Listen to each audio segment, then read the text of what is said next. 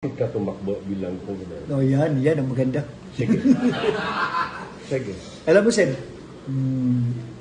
marami doon sa amin.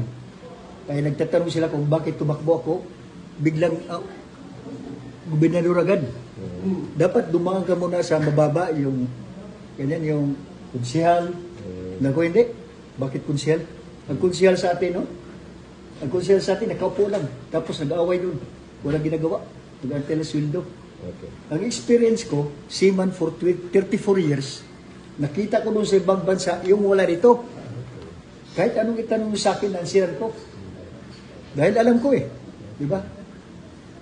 Overseas, ha? Oo. Okay.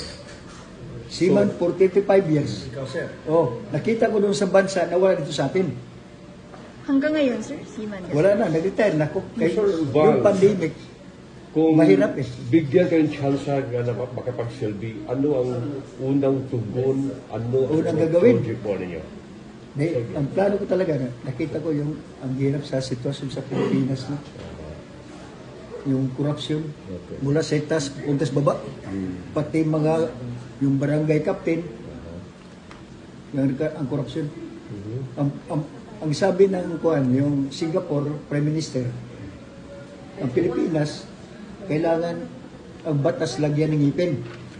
No? Dito sa atin, yung corruption, sobra na. Sobra. Alam mo yung mga kuha nila, yung mga bel. Alam mo yung bel nila, no? Bakit ang Pilipinas may mga tapat silang mga engineer?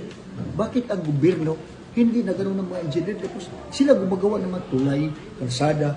Bakit i-public bidding na? I-public bidding nila dahil yung low bidder, ang tanong, magkano kayo sa akin?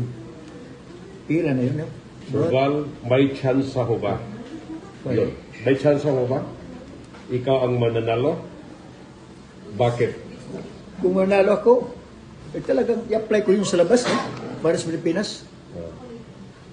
Marami kong apply dito. Tulad sa mga scam, gano'n. Scam. Hindi man makuha ng scam, no?